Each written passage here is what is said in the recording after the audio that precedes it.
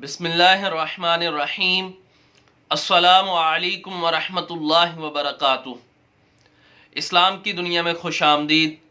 ناظرین اکرام، آج کا ہمارا موضوع تہمت کے اوپر ہے۔ تہمت سے مراد کسی شخص کو بے وجہ برا کہنا۔ اگر وہ برا ہے بھی تو آپ اس کے پیچھے اسے برا کہتے ہیں تو وہ غیبت میں آ جاتا ہے۔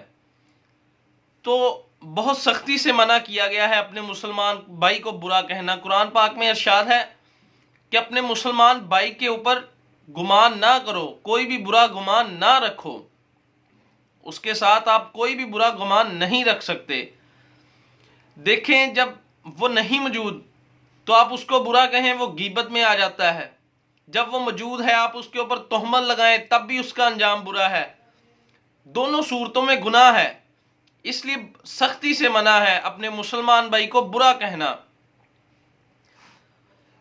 تو تہمت کا جو انجام ہے اس کے اوپر بات کریں گے۔ ایک عورت نے تہمت لگائی تو اس کے ساتھ کیا واقعہ پیش آیا، اسے کیا عذاب ملا۔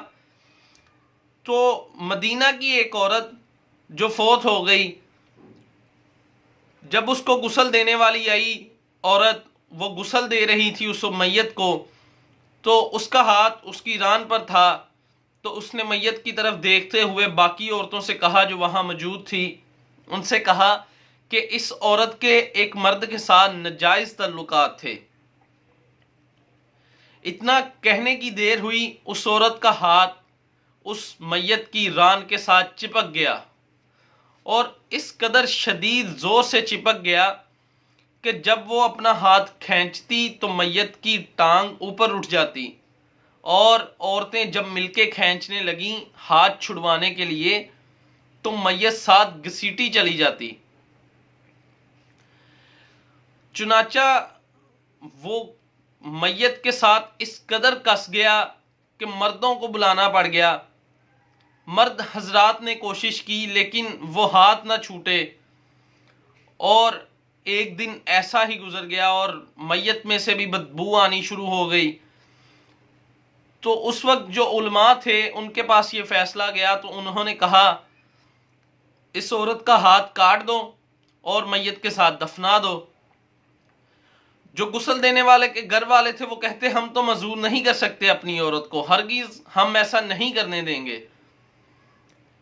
تو بلا شبہ انہوں نے دوسرا کہا کہ عورت جو میت ہے اس کی وہ جگہ وہ کاٹ دو اور اس کو دفنا دو۔ تو میت کے جو گھر والے تھے انہوں نے کہا ہم تو اپنی میت کے ساتھ نہیں ایسا کرنے دیں گے۔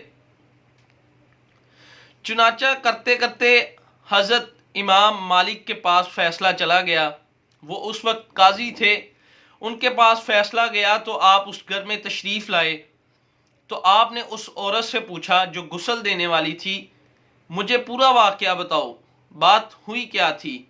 تو اس عورت نے کہا کہ میں اسے غسل دے رہی تھی، میرا ہاتھ جب میں نے اس کی ران پر ہاتھ رکھا تو میں نے کہا اس عورت کے ناجائز تعلقات تھے۔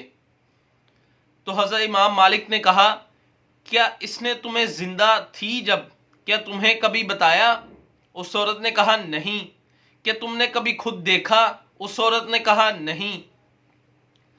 تو فرمایا اس عورت پر کو 80 کوڑے مارے جائیں، اور جب 80 کوڑے مارے گئے، پورے 80 کوڑوں کے بعد اس کا ہاتھ خود ہی ران سے جدا ہو گیا۔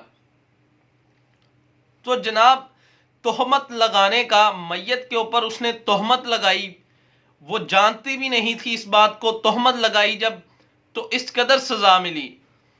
تو میرے بھائی، اکثر یہ حرم الاحرام کا مہینہ چل رہا ہے تو اکثر یہ بات بھی ہوتی ہے کہ شیعہ کیا کر رہے ہیں، اور شیعہ کہتے ہیں سنی کیا کر رہے ہیں۔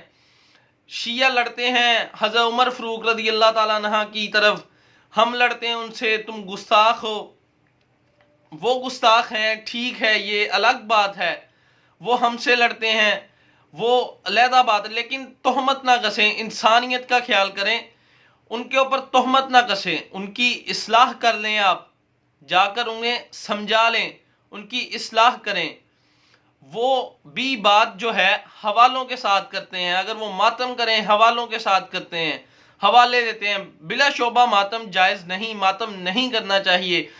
قرآن پاک میں اللہ کے نزدیک 4 مہینے افضل ہیں، 4 مہینے فضیلت والے ہیں، تو اس میں اللہ تعالیٰ نے واضح کہا ہے ان مہینوں میں اپنی جانوں پر ظلم نہ کرو، اس میں محرم الاحرام بھی شامل ہے۔ تو لہٰذا وہ ساری باتیں الگ ہیں، لیکن انسانیت کا خیال کریں، ایک دوسرے کو تہمت نہ لگائیں، کیونکہ تہمت کا انجام بہت برا ہے۔ دعا گو ہوں اللہ تعالی ہمارے اوپر اپنا رحم فرمائے۔ السلام علیکم ورحمۃ اللہ وبرکاتہ۔ جزاک اللہ خیرہ۔